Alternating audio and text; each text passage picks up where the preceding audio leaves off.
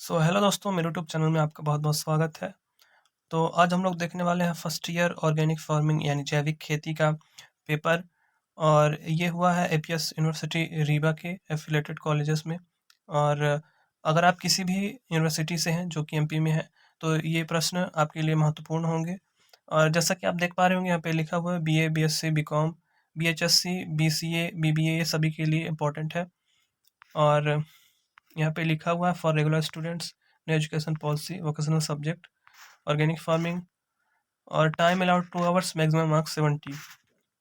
Note दिया गया है सभी तीनों खंडों के प्रश्नों को निर्देशानुसार हल कीजिए। अंकों का विभाजन खंडों के समक्ष दिया जा रहा है। यह दिया गया है। खंड आ यानी सेक्शन आ में अतिरिक्त उत्तरीय प्रश्न पूछे गए हैं। और इसमें नोट है कि इन्हीं 3 प्रश्नों के उत्तर लिखिए। अधिकतम शब्द सीमा 50 शब्द। प्रत्येक प्रश्न का उत्तर 2 अंक है, यानी कि प्रत्येक प्रश्न 2 अंकों का है। और इसमें पहले प्रश्न में है निम्नलिखित में से किन्हीं 3 को परिभाषित कीजिए। और पहला है अग्निहोत्र खेती यानी होमा फार्मिंग को आपको डिफाइन करना है।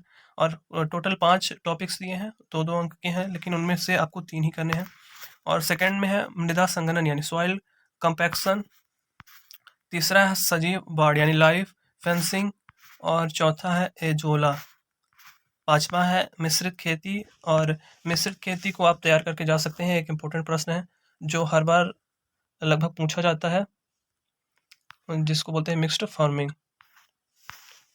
अगले सेक्शन में चलते हैं, सेक्शन बी यानी खंड वाम में लघु उत्तरीय प्रश्न पूछे गए हैं।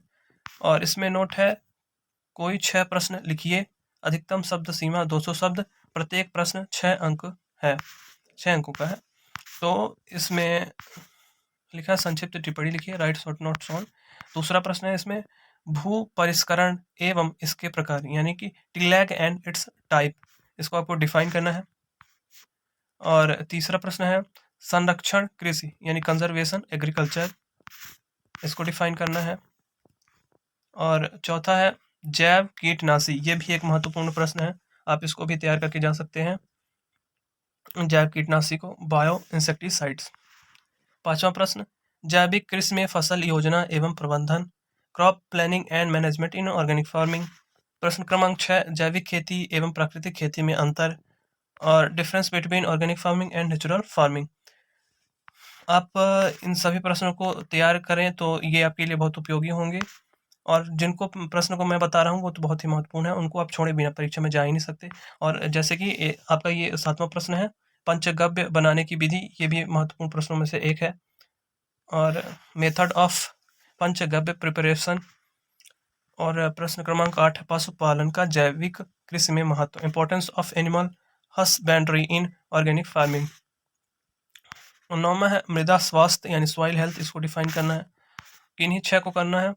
और जिसमें 10वां है जैविक कृषि में खरपतवार प्रबंधन यानी कि वीड मैनेजमेंट इन ऑर्गेनिक फार्मिंग।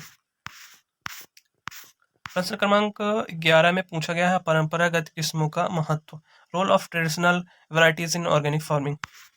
ये इतने प्रश्न दिए गए थे, इनमें से आपको 6 करने थे खंड बा के अंदर।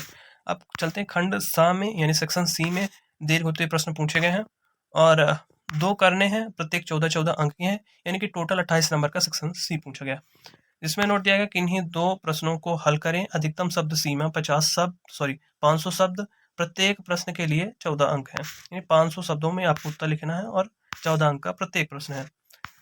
जिसमें प्रश्न क्रमांक 12 पूछा गया है फसल चक्र की परिभाषा एवं इसके सिद्धांत लिखिए।